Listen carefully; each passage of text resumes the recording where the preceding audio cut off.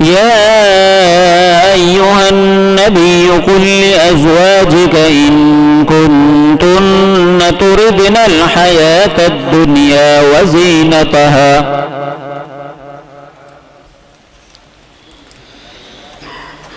أعوذ بالله من الشيطان الرجيم. بسم الله الرحمن الرحيم. يا أيها النبي قل لأزواجك إن كنتن تردن الحياة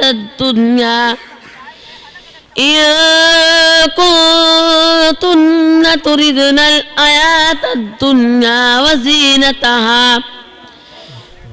وزينتها فتعالين أمتعكن وأسرحكن سراحا جميلا.